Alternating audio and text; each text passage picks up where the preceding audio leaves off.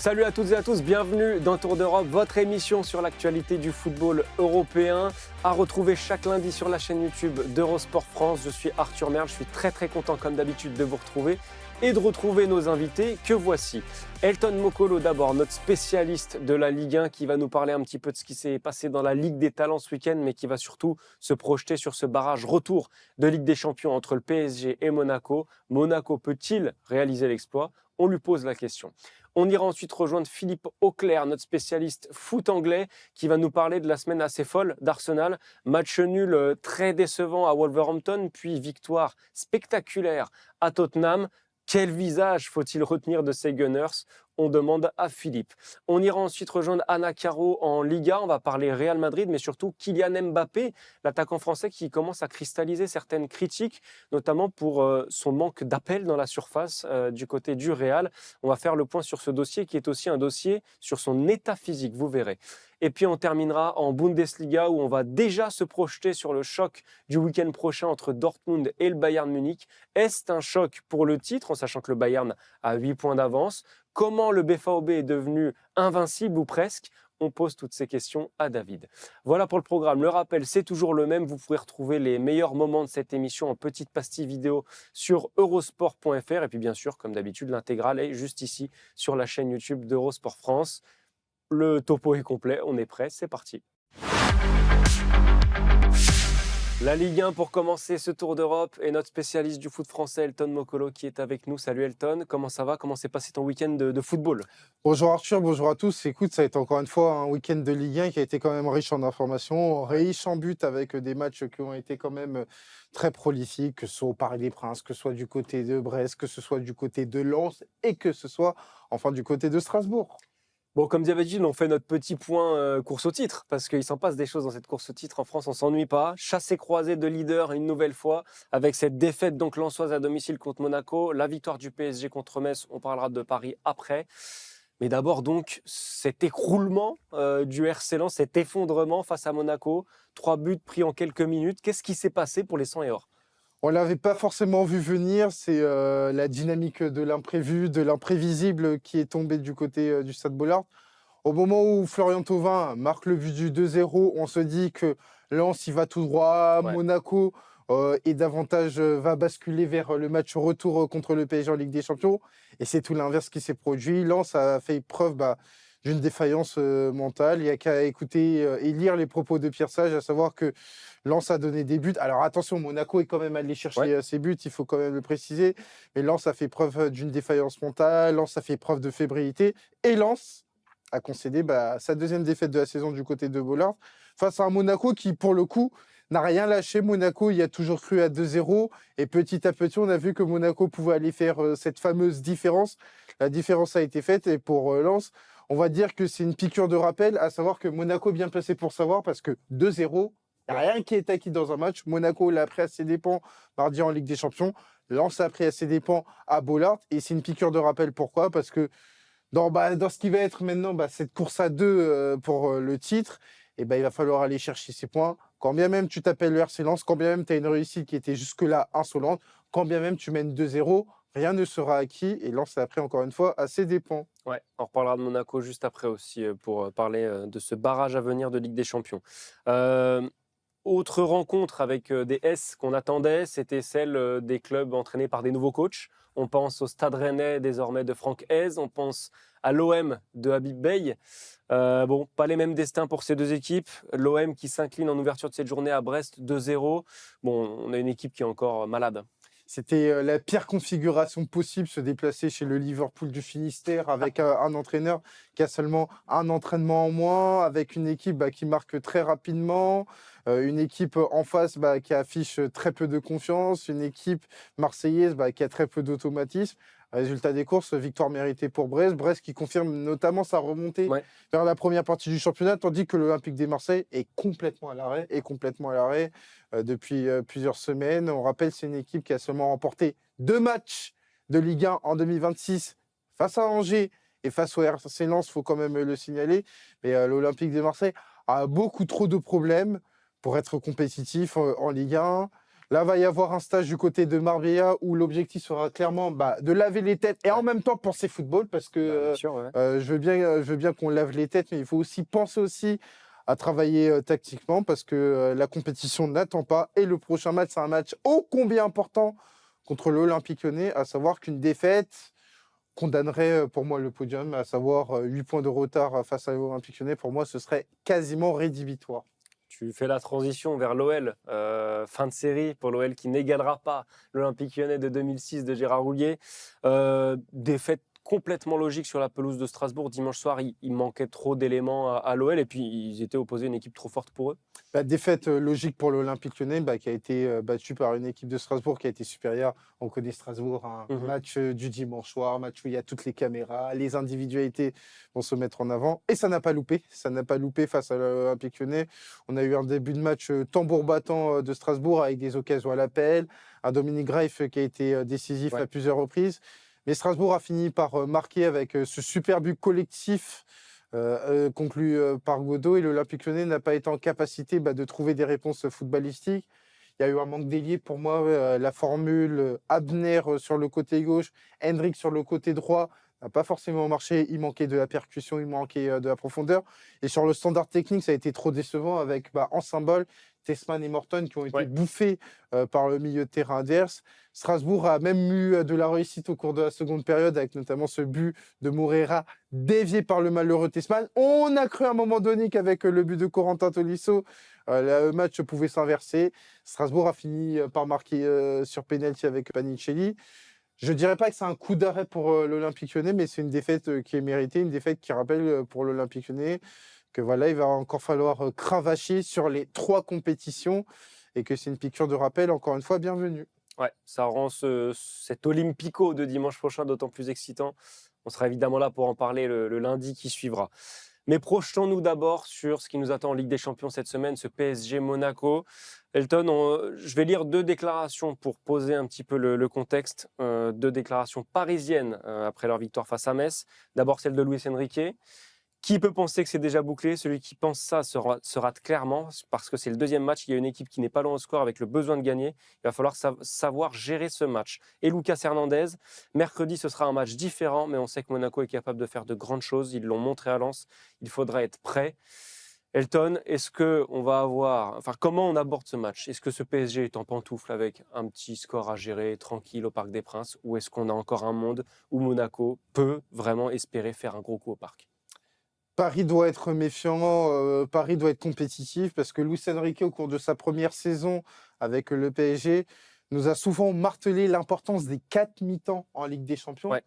Et là, on est à la mi-temps des 4 mi-temps, à savoir que le PSG mène devant. Oui, le PSG est champion d'Europe. Oui, le PSG a gagné 3 à Monaco. Oui, le PSG va recevoir au Parc des Princes. Mais enfin, connaissant Luis Enrique, le PSG va se montrer très attentif parce que Monaco a montré qu'il pouvait faire preuve d'une force de caractère, notamment en Ligue des Champions. Monaco est allé s'imposer sur la pelouse du leader. Autant d'avertissements pour un PSG qui, on l'a vu, sur le début d'année 2026, était capable d'être tenu en échec, y compris à la maison. Ouais. Donc pour moi, je m'attends à un PSG qui va être studieux, un PSG qui va essayer de faire le travail et de basculer vers le 8e de finale face à un Monaco qui n'a plus rien à perdre. On a parlé d'un Monaco qui, et pour le coup, j'étais totalement d'accord avec Pocognoli, qui depuis le match contre la Juve affichait une meilleure compétitivité, affichait surtout une meilleure mentalité au moment d'aborder les matchs. Et le match à Bollaert a été une attestation supplémentaire. Il va falloir le montrer au Parc des Princes dans une configuration où Monaco doit remonter un but. Il n'y a rien d'insurmontable dans la mesure où c'est seulement un but, mais ça reste un défi d'envergure parce que c'est le PSG champion d'Europe. Voilà le tableau d'ensemble, voilà les forces en présence pour mercredi 21h. 2 partout au match aller sur la confrontation jouée à 11 contre 11 parce qu'on rappelle que Golovin se fait exclure en tout début de seconde période. Qu'est-ce que tu as vu de ce Monaco au match aller et plus globalement de ce Monaco des dernières semaines qui peut faire mal au PSG? Sur quoi Monaco doit insister? Monaco doit insister sur la capacité, comme il l'avait montré lors du premier match à Louis II, sur cette capacité justement à harceler le PSG, à mettre du volume, notamment en termes de course, à être à la limite en toute somme Arthur, pour justement mettre à mal cette fameuse transition défensive du PSG qui est beaucoup plus en difficulté cette saison pour différentes raisons. Monaco se doit d'être réaliste, comme en début de match aller où ils ont fait preuve pour le coup d'un réalisme qui a été très insolent. Et l'erreur pour moi du côté de Monaco, c'est qu'ils ont été pour moi grisés par ce 2-0. Ils ont commencé à davantage spéculer, à regarder derrière. Et le PSG en a profité. Donc, il va falloir offrir un match de volume, un match de course, un match où il va falloir être à la limite, notamment sur le plan de l'agressivité, pour essayer de gêner le PSG. Un PSG qui va arriver en sachant toutes ces informations. Maintenant, de la théorie à la pratique, il y a plusieurs pas que le PSG devra franchir, tout comme l'AS Monaco. Ouais. Peut-être un mot pour terminer, côté parisien, sur une individualité dont on parle beaucoup, Désiré Doué. Gros match aller, encore buteur ce week-end. C'est clairement le facteur X peut-être des prochaines semaines en l'absence d'Ousmane Dembélé. Encore plus avec l'absence d'Ousmane Dembélé, on a besoin d'une version encore plus compétitive de Désiré Doué. Il sort d'une belle semaine, tout du moins sur le plan statistique, avec ce doublé contre Monaco, cette ouverture du score contre Metz avant sa sortie. C'est tout ce qu'on demande à Désiré Doué, qui a été chahuté entre ses performances footballistiques, un comportement sur le terrain qui n'était pas toujours des meilleurs.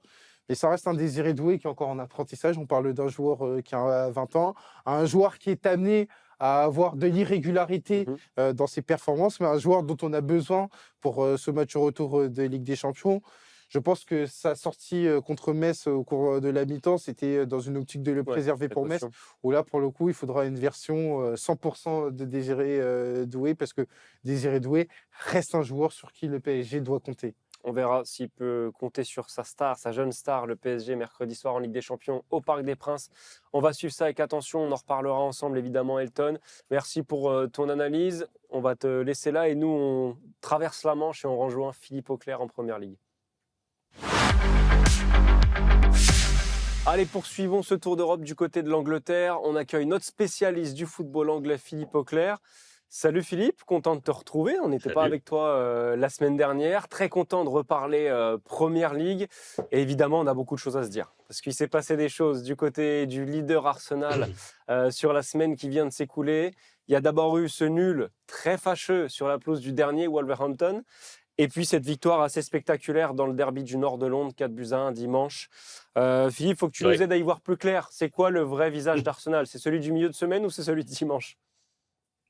Alors, première chose, quand tu as dit la semaine qui vient de s'écouler, j'ai compris la semaine qui vient de s'écrouler. Alors, ça aurait pu, mais... c'est assez drôle. Et écoute, en fait, la réponse toute simple à ta question, c'est que les deux visages d'Arsenal que tu as vus sont deux visages qui sont réels. À savoir que Arsenal, c'est à la fois ce que tu as vu contre les Wolves et ce que tu as vu contre Tottenham. J'irai même un peu plus loin.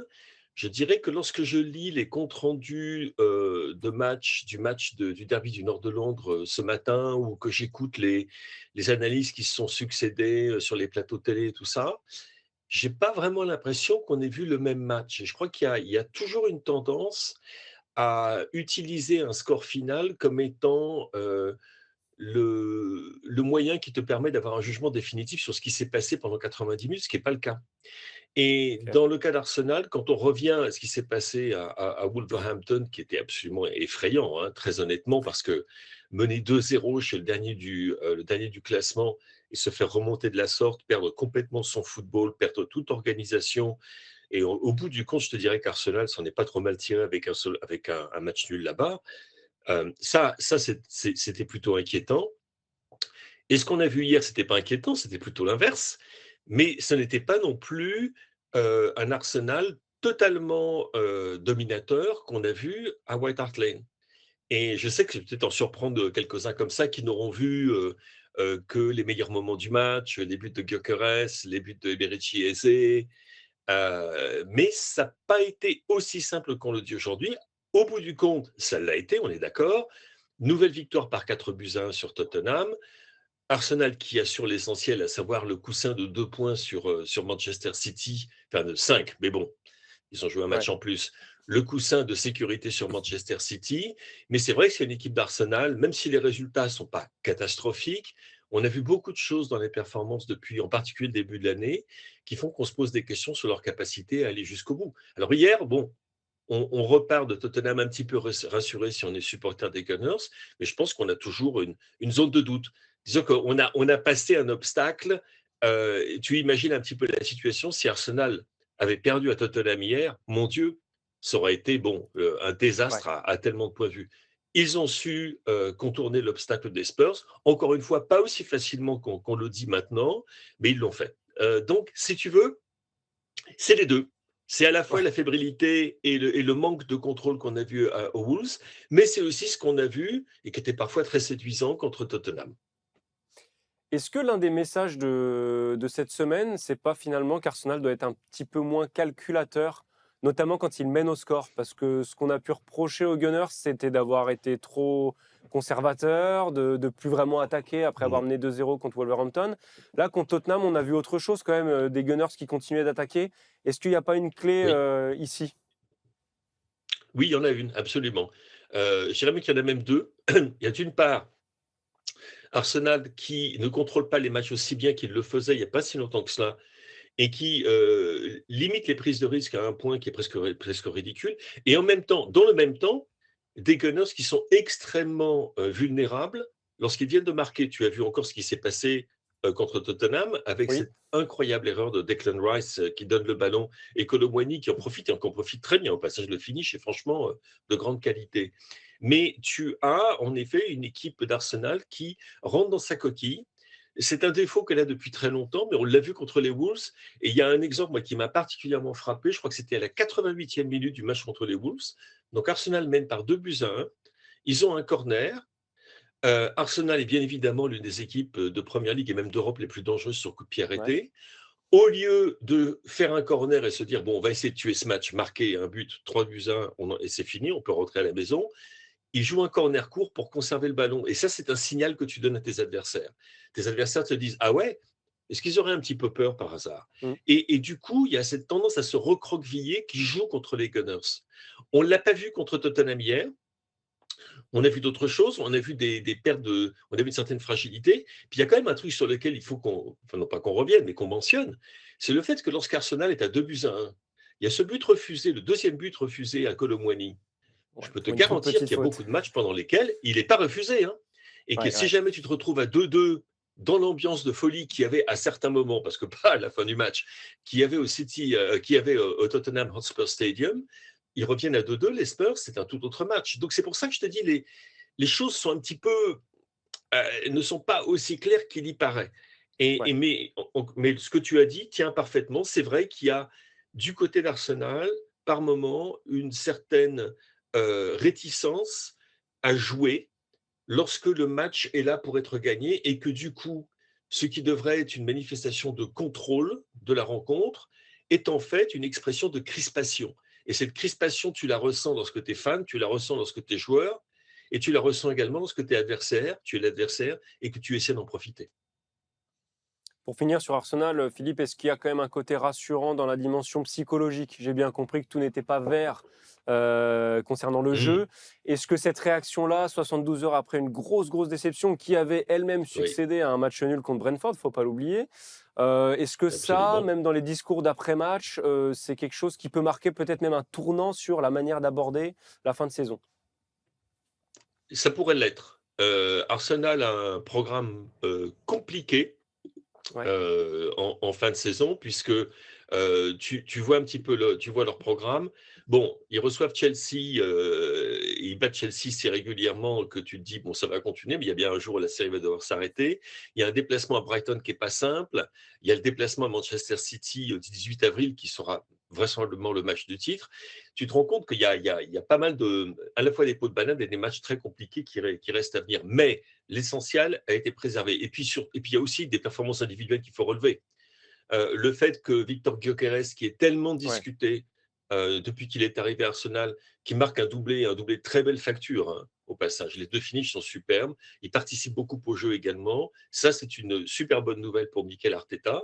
Puis l'autre bonne nouvelle, c'est le fait que Eberechi Eze, après la démonstration qu'il nous avait donnée dans le match aller, j'allais dire, à l'Emirates contre Tottenham, où il avait marqué ce fameux triplé, Et depuis, on avait du mal à retrouver le joueur qui nous avait tellement ébloui à Crystal Palace et également parfois avec Arsenal. Là, il est revenu, il était titularisé dans son rôle, qui est celui de numéro 10. Son entente avec Gyökeres a très bien marché, également avec Bukayo Saka. Donc ça, c'est deux grosses satisfactions du côté de Mikel Arteta. Le fait que Martin Odegaard a eu quelques minutes de jeu également, qu'il peut revenir après sa Ouais. blessure au genou. Il y a beaucoup de choses qui font que tu te dis, c'est jouable. Alors maintenant, reste à savoir si jamais l'Arsenal qu'on va voir dans les semaines qui viennent, qui a quand même un programme chargé, parce que je te rappelle qu'il y a aussi une finale de la Coupe de la Ligue à disputer Bien au mois sûr. de mars contre Manchester City, et puis la Ligue des Champions, et puis la FA Cup. Il y a des raisons d'espérer, en tout cas de souffler et d'avoir un grand souffle de soulagement de la part Ouais. de Mikel Arteta après cette performance et ce résultat. Bon, il n'y a pas de souffle de soulagement en revanche pour Tottenham, on va terminer là-dessus. Les Spurs qui n'ont plus que 4 points d'avance sur la zone rouge. Igor Tudor vient d'arriver, mais il est presque arrivé dans le cadre d'une opération maintien, Philippe, en fait. Complètement. Tu regardes les résultats de Tottenham depuis le 1er janvier, parce qu'en fait, ils terminent 2025 sur un résultat, tu te dis, bon, peut-être que ça va être pour Thomas Frank la Ouais, possibilité de montrer en Angleterre ce que l'équipe a montré en Ligue des Champions, parce que n'oublions pas qu'elle a été brillante en Ligue des Champions. absolument. Il gagne à Crystal Palace le 28 décembre. Et puis depuis donc, ça commence contre Brentford le 1er janvier, ils ont pris 4 points sur 27. 4 points sur 27.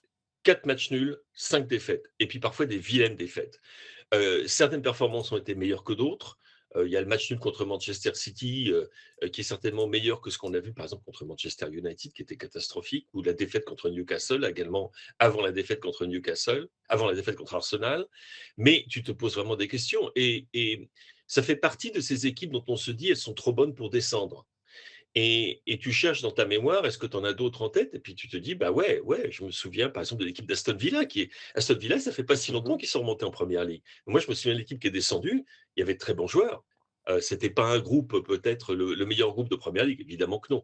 Mais c'était un groupe qui était malgré tout descendu. Et là, tu vois, il y a des blessures, bien évidemment, qui ont compté, Kozulewski et James Maddison, donc deux joueurs créatifs, deux joueurs capables de faire la différence. C'est important. Mais en même temps, tu as ce sentiment qu'on a depuis maintenant, on va dire 2 saisons, que quoi que ce soit qui arrive à Tottenham, les problèmes vont bien au-delà de qui est l'entraîneur et qui sont les joueurs. Ouais, Souviens-toi, quand Postecoglou arrive à Tottenham, à qui il fait quand même gagner l'Europa League. Hein, on ne oui, pourrait pas quand même l'oublier, ça. Au début, en championnat, ça marche super bien, et puis ensuite, ça se délite à un point tel que Arsenal, oui, doit lutter pour éviter d'être engagé dans une lutte pour la relégation, ou contre la relégation plutôt.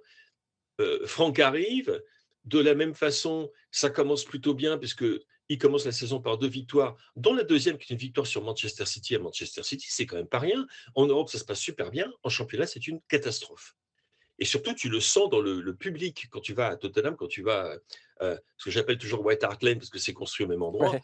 tu te rends compte qu'il y a cette espèce de nervosité maintenant, de nervosité et de colère qu'il y a dans le public de Tottenham, qu'on a encore senti contre Arsenal hier, qui est le fait que les gens se posent des questions, se disent c'est grave, parce que les joueurs qui sont absents ne vont pas revenir de suite. Tudor est un excellent entraîneur, même si jamais personne ne semble connaître son nom en Angleterre, mais bon, ça on s'en fiche un petit peu. Mais c'est un entraîneur qui est connu pour avoir un impact quasiment immédiat sur ses joueurs.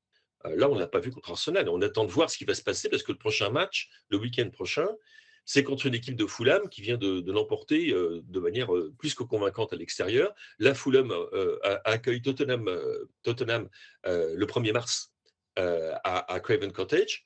Euh, Dans le même temps, on voit West Ham qui remonte un petit peu la pente et puis qui peut s'estimer Ouais. un peu malheureux d'avoir pris qu'un seul point. Ouh là là là là là là là là, tu te dis que ça va être très très ric-rac pour Tottenham jusqu'à la fin de la saison, à tout le moins en Angleterre. Parce qu'en Europe, tout va bien. C'est le gros paradoxe de cette saison des Spurs, effectivement. On va continuer à suivre ça avec beaucoup d'attention. Merci Philippe pour ton analyse. Nous, on va prendre la direction de l'Espagne et on te souhaite une excellente semaine. Salut. Allez, on poursuit ce tour d'Europe en Espagne. On rejoint notre spécialiste de la Liga, Anna Caro. Salut Anna, comment ça va? Comment s'est passé ton week-end de foot espagnol? Ah franchement, on a vécu un très beau week-end, de foot espagnol, une course, au titre qui est relancée et on a eu, Ouais. on a démarré la journée avec un très beau, 3-3 entre, la Real Sociedad et le Real Oviedo, donc vraiment on s'est plutôt régalé ce week-end en Liga. Parlons-en de cette course au titre parce que chassé-croisé de leader, on en a parlé avec Elton en Ligue 1, et ben en Liga c'est la même chose. Retour du Barça en tête parce que le Barça, commençons par les Blaugrana, a fait le boulot face à Levante, victoire 3-0. Le Barça qui a donc de nouveau un point d'avance. Après deux prestations compliquées, on a un retour au calme du côté des Catalans, Anna. Ouais, c'était pas forcément évident, hein, parce que le Barça Ouais, a quand même, avait vécu une semaine très, très compliquée. On pouvait presque dire qu'ils avaient dit adieu à 2 titres, la Liga, en perdant contre Girona, puis après, la Copa del Rey en perdant, largement contre l'Atlético de Madrid. Donc c'est vrai que c'était vraiment une semaine, très compliquée pour le Barça. Mais, étonnamment, le Barça s'est très, très bien, relancé et a même plutôt très bien joué contre Levante. On avait l'impression que c'était pas une promenade, mais voilà, c'était presque un match, ouais. une victoire acquise pour le Barça. Ils ont pas forcément forcé. Ça a été un match aussi qui était fort parce qu'il y a eu le retour de Pedri et il était quand même très attendu au Camp Nou, qu'il a vraiment acclamé, et cetera. Donc, un match un peu, facile, un bon scénario, on va dire, pour une fois pour le Barça, vu les matchs, récemment et on sent que finalement, bah, cette équipe, a tangué certes, mais, revient assez vite sur ses pattes et arrive à engranger de la confiance comme ça, avant une semaine en plus plutôt tranquille quand, le rival, le Real Madrid, va jouer à un barrage de Ligue des Champions. Anna, peut-être un petit mot sur un cas individuel, Joao Cancelo, qui est revenu cet hiver depuis l'Arabie Saoudite. Des débuts un peu timides, là, on a l'impression qu'il monte quand même en puissance. Ouais, ouais, complètement, on l'a senti plutôt libéré. Bon, alors en face, c'était Levante, hein, quand même, faut le rappeler, c'est Oui, quand c'est même, pas la une folie non plus. des équipes qui est, tout en bas du tableau, de Liga, donc Hansi Flick s'était permis de faire tourner un petit peu. C'est de bon augure pour lui parce qu'il y a quand même une info qui sort dans la presse cette semaine, c'est que Hansi Flick ne voudrait déjà plus, de Joao Cancelo. Alors bon, Ah, on sent que c'est plus ou moins faux dans la mesure où, Flick l'a défendu ensuite, là, à l'issue du match et que Joao Cancelo en fait a lui-même expliqué quand il est arrivé au Barça, il n'était pas au niveau physiquement et qu'il lui fallait ok. quelques semaines pour se remettre au niveau de tout le monde. Il dit voilà, c'est le Barça, c'est difficile, il y a de la concurrence, il faut que je sois au niveau pour jouer. Et voilà, il dit que là, il revient progressivement à son meilleur niveau physique, donc ce qui veut dire qu'il n'y est pas encore forcément. Mais voilà, c'est un bon joueur de complément pour le Barça, surtout quand on voit la forme actuelle des latéraux du Barça, c'est vraiment une bonne chose d'avoir un Joao Cancelo en complément parce que ce soit Baldé ou Koundé, ils ont quand même beaucoup souffert ces dernières semaines et c'est quand même bien d'avoir, un joueur de cette qualité-là Ouais. pour faire souffler les titulaires. Ouais, ce ne sera pas du luxe pour le Barça. Parlons du Real, forcément une autre ambiance. Défaite sur la pelouse d'Osasuna, 2-1. Première défaite en Liga depuis décembre, si je ne me trompe pas. On va parler, on l'a dit en introduction, de Kylian Mbappé, mais parle-nous d'abord de la prestation globale des Madrilènes, s'il te plaît. Eh bien, on était encore sur une prestation très mitigée, dans Ouais, certains aspects du jeu. On va dire que Osasuna a plus ou moins, donné une leçon, en tout cas surtout au milieu de terrain, au Real Madrid. Donc, on a l'impression que tous les maux qu'il y avait sous Xabi Alonso existent encore aujourd'hui, avec Arbeloa, que quasiment rien n'a été, résolu, que c'est toujours plus ou moins le même problème pour le Real Madrid quand il fait face à un bloc bas, très compact, où il y a très, très peu d'espace entre les lignes et on a, bah, quasiment rien vu du Real Madrid. C'est même écrit dans la presse madrilène. Ils disent en gros, quand Mbappé ne va pas bien, quand Courtois ne va pas bien, bah voilà, le Real Madrid perd. Courtois a fait pas mal d'arrêts quand même contre Osasuna, a été décisif, mais il n'a pas pu tout arrêter. Et au final, c'est Osasuna qui l'emporte en toute fin de match avec un but assez extraordinaire parce que c'est un joueur dont on entend très peu parler en Liga qui marque ce en fin de match. Mais c'est vrai que c'est toujours les mêmes problèmes. On a l'impression qu'ils reviennent pour le Real Madrid à au moindre petit grain de sable dans la machine. C'est reparti. C'est un, un Real quasiment apathique sur la pelouse. Et là, pour la première fois, il y a quand même une chose à noter, c'est que Kylian Mbappé a été critiqué par la presse madrilène à l'issue de cette rencontre. Et c'est vrai que c'est quand même assez rare parce que quand on regarde ses stats, c'est difficile de critiquer Mbappé. alors justement, effectivement, Mbappé, c'est l'un des sujets après cette défaite madrilène à Osasuna. Deuxième match de suite sans marquer, c'est que la deuxième fois de cette saison que ça lui arrive. Mais l'aspect statistique est peut-être un non-sujet finalement. C'est plus le contenu de ces matchs, on a l'impression, qui commence à être critiqué en Espagne. Ouais, c'est ça. En fait, en début de saison, il y avait quelques matchs au travers duquel Mbappé passait, clairement. Il n'y avait pas grand-chose à retenir de son match, mais le fait est qu'il marquait un ou 2 buts sur les rares occasions qu'il avait, parfois en fin de match en plus, ou sur penalty. Donc, son bilan comptable était tellement bon que c'était quand même assez difficile de le critiquer.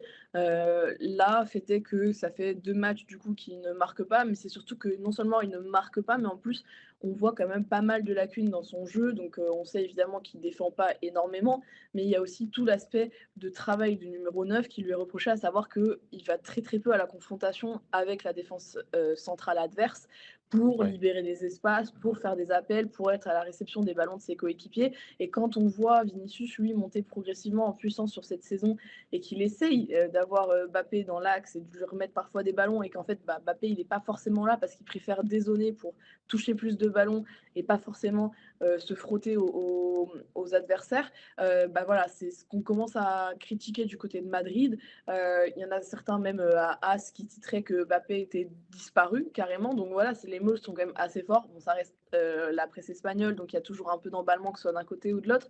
Mais quand on lit même ce que dit du coup El Chiringuito, c'est de dire en fait pourquoi Mbappé, malgré ses prestations moindre, on va dire, par rapport à ce qu'il a l'habitude de montrer avec le Real Madrid, ne sort pas et pourquoi il continue à jouer 90 minutes alors que par exemple si on prend le match là contre Osasuna, Fede Valverde fait un bon match mais c'est lui qui sort pour l'entrée de Gonzalo Garcia et Gonzalo Garcia il est replacé à droite alors que c'est un pur numéro 9 et ça c'est vraiment Ouais. quelque chose qui est critiqué en Espagne de dire en fait pourquoi on a un numéro 9 qui fait le travail d'un numéro 9 dans le groupe et c'est Mbappé qui reste à ce poste-là, même quand lui il rentre en jeu, alors que Mbappé lui n'est pas au niveau. Donc en fait tout le monde estimait plus ou moins sur ce match ce week-end que c'est Mbappé qui aurait dû sortir au lieu de Valverde et que Gonzalo Garcia aurait dû prendre sa place dans l'axe.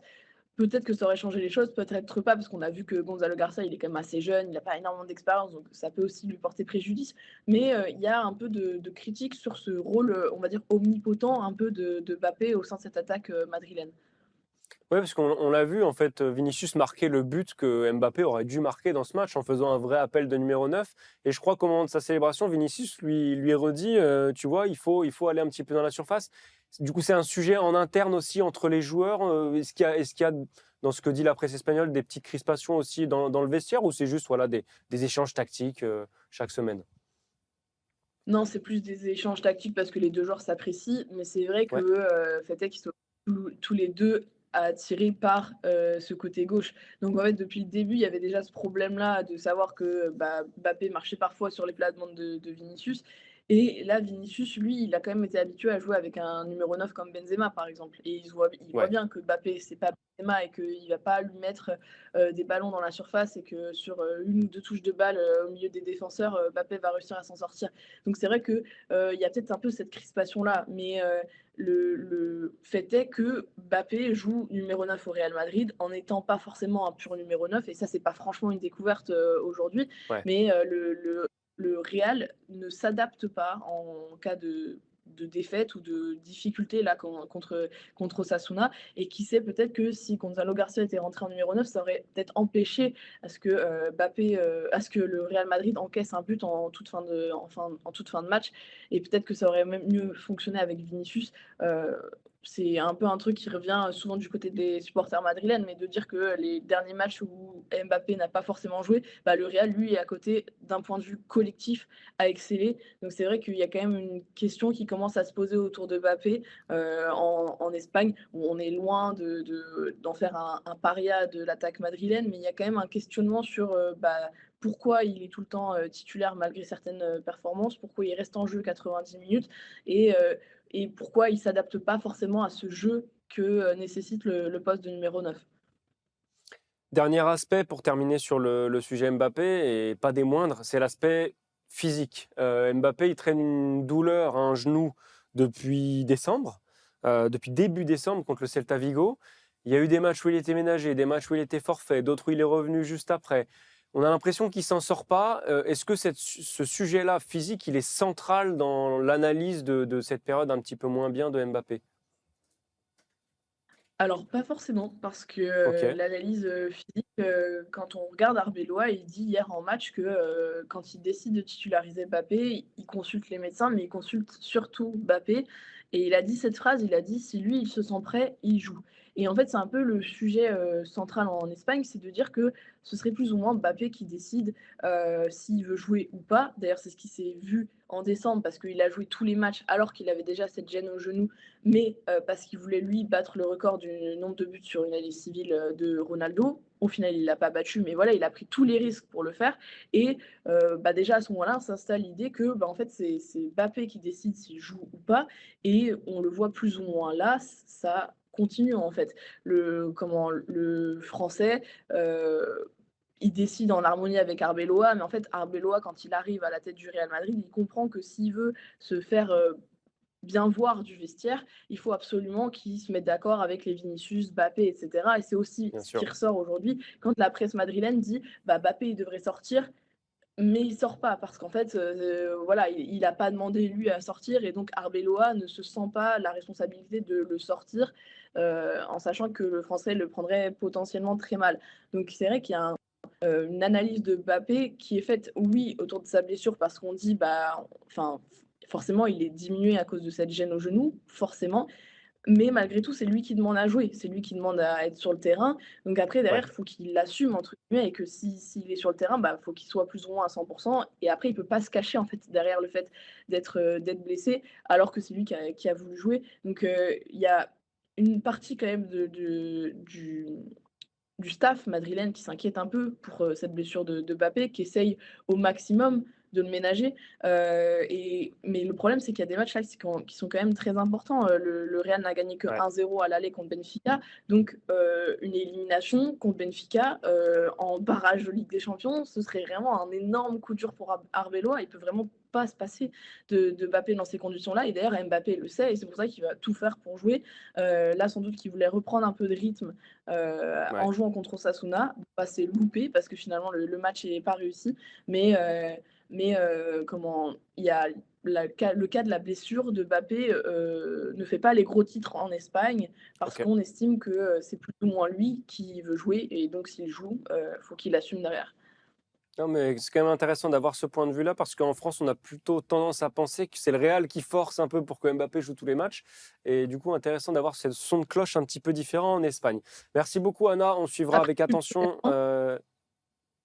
culturellement, le Real a quand même tendance, c'est vrai, à forcer ses joueurs. Tony Rudiger va jouer là contre Ouais, Benfica alors qu'il est à peine remis. Donc il y a quand même, c'est vrai, c'est normal cette culture de forcer un peu côté Real Madrid. Mais là, on estime que pour Mbappé, c'est plus lui qui force que l'inverse. ouais. Bon, tu fais bien de le préciser. On les suivra avec beaucoup d'attention. Je vais y arriver. Les Madrilènes face au Benfica mercredi, donc dans ce barrage de Ligue des Champions. Retour très très important. Merci Anna pour ton analyse. Nous, on va prendre la direction de la Bundesliga pour terminer. Et puis on te souhaite une très belle semaine. Salut. Allez, on termine ce tour d'Europe du côté de la Bundesliga et on a déjà très envie de se projeter sur ce qui va se passer samedi à Dortmund entre le BVB et le Bayern Munich, ce classiqueur. Pour en parler, on accueille David Lortolari. Salut David, comment ça va? Comment s'est passé ton week-end de Bundesliga? Salut Arthur, salut à tous.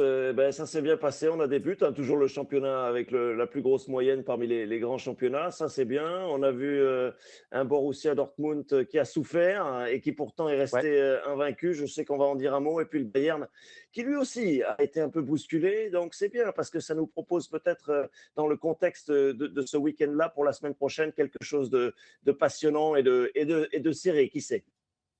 Effectivement, passionnant, forcément, comme chaque fois que ces deux équipes-là s'affrontent. Samedi 18h30, David, est-ce que ce sera un match pour le titre? Je te pose la question de manière directe parce que on peut être tenté d'en douter. Il y a 8 points d'écart au classement. Est-ce qu'on parle quand même de match pour le titre entre ces deux équipes? Oui, tout à fait. C'est pas si fréquent hein, ces dernières saisons que ça soit le premier contre le deuxième, ce Bayern Ouais. Dortmund ou Dortmund Bayern, puisque pour le coup là, ça sera à Dortmund. Et en gros, allez, soyons clairs, c'est la dernière chance pour Dortmund qui commence par l'intermédiaire de certains de ses joueurs depuis quelques semaines à parler de vouloir lutter pour le titre. C'est la dernière chance d'aller inquiéter le Bayern, de réduire l'écart et de se dire peut-être avec un Bayern qui irait loin, peut-être en Ligue des Champions, allez, de se dire qu'on a une petite chance, il faudra gagner pour Dortmund et ça va rendre évidemment ce classiqueur particulièrement électrique, particulièrement intéressant. Alors, tu commençais à le dire juste avant, ce Dortmund, il est invincible ces derniers temps. Il a perdu qu'une seule fois cette saison. On parle en championnat d'Allemagne. Il a perdu qu'une seule fois en Bundesliga cette saison. C'était lors du match aller contre le Bayern. Sinon, la dernière défaite, elle remonte à il y a un an. Explique-nous un petit peu comment Niko Kovac a fait de cette équipe une espèce de forteresse imprenable. Oui, ça c'est vraiment fort. C'est vraiment à mettre au crédit de l'entraîneur tout particulièrement. On sait qu'à Dortmund, il faut peut-être le rappeler aussi hein, pour nos internautes, pour nos auditeurs, Dortmund, ça bouillonne de tous les côtés dès que ça va pas bien. Les Ouais, supporters sont électriques, la direction est complètement, ça parle de tous les côtés. Et Kovac, c'est bien lui qui a réussi à stabiliser cette équipe. Alors il y a plein d'éléments pour cela. Le premier élément, c'est son parcours personnel. Niko Kovac a appris de ses erreurs. Souvenez-vous quand il avait dégradé Thomas Müller quand il était au Bayern, ça avait mhm, été le début de sa fin. Et ce genre d'erreur, il ne le fait plus. Maintenant, il a une vraie connexion humaine avec ses tauliers, avec ses leaders. Et on sait à Dortmund qu'il ouvre la porte de son bureau très volontiers à ses chefs, à Schlotterbeck, à Waldemar Anton, à Emre Can. Tous ces joueurs-là qui sont essentiels à Dortmund discutent de tactique, discutent de mise en place, discutent de choix du 11 de départ avec Niko Kovac. Donc, il a appris sur le plan humain. Il se déconnecte aussi au maximum de l'électricité ambiante et il ne lit pas les journaux. Il essaie de se distinguer et de rester vraiment tranquillement de son côté pour ne pas être influencé, pour ne pas être pollué par l'environnement autour de lui. Ce qu'on sait aussi très bien, et je vous le confirme, c'est que Niko Kovac travaille énormément le physique avec ses joueurs. Ça, bien sûr, c'est son point fort. On l'a vu encore ce week-end. Pourquoi Dortmund est revenu à la fin du match contre Leipzig alors qu'il avait raté sa première période? C'est sans doute parce qu'il est très au point physiquement. Ça permet aussi d'avoir moins de blessés. Donc il y a quand même une stabilité. Alors bien sûr, il y a toujours par-ci par-là un joueur qui a un pépin, mais il y a cette stabilité qui a été acquise aussi physiquement au sein de l'effectif. Voilà quelques arguments pour dire qu'avec cet entraîneur, eh ben, voilà, on a trouvé une stabilité, on a trouvé un pôle quelque chose de rassurant. Et statistiquement, eh ben, l'équipe actuelle doit être au-dessus de 2,10 points par match en championnat. Lorsqu'elle ouais. a failli gagner le titre en 2023, Arthur, c'était 2,09. Lorsqu'elle échappe le titre à la dernière journée en faisant un nul contre Mayence et en laissant le titre à Bayern grâce au but de Moussiala à la 89e, il y avait 2,09. Là, on est à 2,10, 2. Donc, on est au-dessus de la saison 2022-2023 lorsque le Borussia Dortmund avait failli être champion. C'est le meilleur deuxième de l'histoire. Malheureusement pour Dortmund et pour Kovac, le Bayern est plus fort encore cette saison. David, on parlait un petit peu entre nous de Dortmund déjà la semaine dernière et tu me disais qu'il y avait une nouveauté quand même, c'est que Dortmund affichait un visage un petit peu plus offensif, loin de cette caricature un peu plus défensive qu'on pouvait voir un petit peu plus tôt. Comment ça a évolué ça aussi? Alors, c'est vrai que la critique tenace, la critique qui s'est installée les premiers mois pardon, de la saison, c'est que Kovac bétonnait un petit peu et que devant, Ok. ça ressemblait pas à grand-chose, que le jeu était peu emballant et que les supporters, ça s'est produit, on en a peut-être déjà parlé, je me souviens plus très bien. Il y a certains moments où les supporters ont sifflé hein, dans le stade à Dortmund parce que c'était pas spectaculaire, pas emballant. Mais Kovac l'a fait sciemment, l'a fait consciemment, c'est-à-dire il s'est dit, je vais stabiliser d'abord mon équipe avec un milieu de terrain costaud, copieux, avec une défense la plus stable possible. Et ensuite seulement, alors il ne l'a pas dit en public, mais c'est comme ça qu'il l'a conçu, ensuite seulement je vais commencer à prendre un peu des risques et à jouer un rôle peut-être un peu plus offensif. C'est ce qui s'est produit sur certains des derniers matchs Contre Leipzig, il faut bien dire que comme au match aller, ils ont quand même pris un sacré bouillon en première période Ouais. et c'est le RB Leipzig qui a dominé. Mais le Borussia a fait le dos rond et grâce à ses qualités physiques, à la toute fin du match, non seulement revient à 2-2, mais manque une occasion. C'est Julian Brandt qui a l'occasion du 3-2. Voilà, donc ça veut dire que le Borussia a conscience qu'il est solide défensivement. C'est l'une des 2 meilleures défenses du championnat. Et qu'offensivement, maintenant, il peut se permettre plus de choses. On a vu Fabio Silva, le remplaçant de Serhou Guirassy en fin de match, avoir un vrai grand sourire sur le visage. Ça veut dire que Kovac a réussi non seulement à constituer un groupe, à faire que ces remplaçants acceptent leur situation, mais aussi qu'ils puissent se dire, voilà, on a notre chance et on peut aller chercher des victoires aussi, même si on est dominé par l'équipe adverse pendant un temps. Voilà, grosse réussite. Et encore une fois, j'insiste, lorsqu'il était entraîneur du Bayern, Niko Kovac n'en était pas à ce stade de développement humain, si je puis dire. C'est sa Ouais. grande réussite cette saison. On parlait de Kovac au Bayern Munich, parlons justement du Bayern. Comment il va ce Bayern avant le choc? Victoire 3-2 contre Francfort ce week-end. Qu'est-ce qui ressort de cette équipe ces derniers temps? Le fait d'enchaîner les victoires, Arthur, on le voit bien sur les visages aussi quand les joueurs vont saluer le public. Le fait d'enchaîner les victoires, c'est la meilleure des médecines, hein, bien sûr. Il y a par-ci par-là des petites alertes. On a Alphonso Davies qui s'est fait mal à l'occasion de ce match-là. Je n'ai pas, à l'heure où nous parlons, le diagnostic précis pour le défenseur canadien, mais le Bayern est tellement en réussite que les dirigeants ont laissé entendre ces derniers jours qu'ils allaient continuer sur cette philosophie pour les prochaines saisons, c'est-à-dire avoir un axe fort. Manuel Neuer, on va en dire un mot aussi, Upamecano, Harry Kane devant, Joshua Kimmich au milieu, avoir un axe fort et autour de cet axe fort, un groupe resserré. Quelques jeunes, mais pas un effectif pléthorique. Ça permet de donner des bons salaires aux principaux joueurs et de laisser leur chance aux plus jeunes.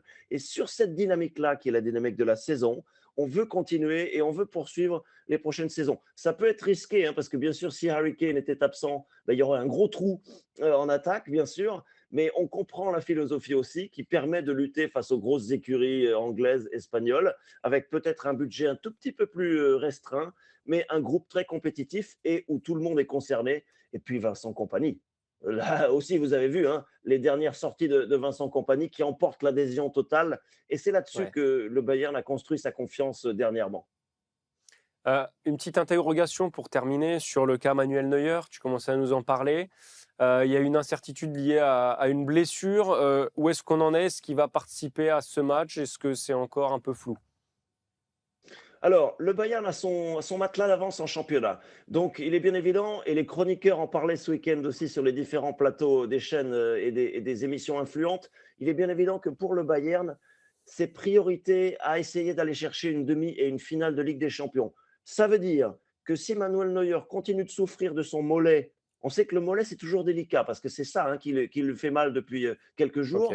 Okay. S'il continue de souffrir de son mollet là, dans les premières séances d'entraînement et dans les premiers jours de la semaine, on ne va pas prendre de risques et on va aligner Jonas Urbich dans le classiqueur contre Dortmund. Urbich a du talent, le Bayern veut construire avec lui pour le futur proche, donc on va ménager Manuel Neuer en vue de la Ligue des Champions du mois de mars, du mois d'avril, pour garder évidemment toutes ses cartouches pour cette compétition. Pourquoi? Parce que Neuer est un personnage très influent, très fort vis-à-vis du groupe et vis-à-vis de l'extérieur. Quand vous vous présentez comme attaquant face à Neuer, vous savez que c'est Neuer. D'accord? Donc, c'est pour les matchs les plus importants de la saison et pour la Ligue des Champions. Donc, je crois vraiment que, sauf s'il est à 100% jeudi, vendredi, samedi, là, oui, il pourrait jouer. Sinon, on ne prendra aucun risque. On le préservera pour la Ligue des Champions. Et c'est Urbich, en qui on a confiance au Bayern, qui jouera ce classiqueur. Ce sera évidemment un des éléments importants pour ce match. Bon, merci en tout cas, David, pour toutes tes analyses. C'est assez clair. On reparlera aussi, bien sûr, dans les semaines à venir de Harry Kane, qui continue de carburer, mais je pense qu'on aura le temps de parler de ça avant certaines affiches de Ligue des Champions qui vont beaucoup nous intéresser. Merci beaucoup, David. On te retrouve très vite dans Tour d'Europe et on te souhaite une belle semaine. Merci, Arthur. Bonne semaine à tous. Merci. Voilà, Tour d'Europe, c'est terminé pour ce lundi. Merci à toutes et à tous pour votre fidélité. Comme d'habitude, n'hésitez pas à partager, à commenter, à liker, ça nous aide beaucoup. Vendredi, ce sera le FC Stream Team, bien sûr, comme d'habitude, si vous en voulez un peu plus en termes de football. D'ici là, passez une très bonne semaine. On se retrouve lundi prochain. Salut.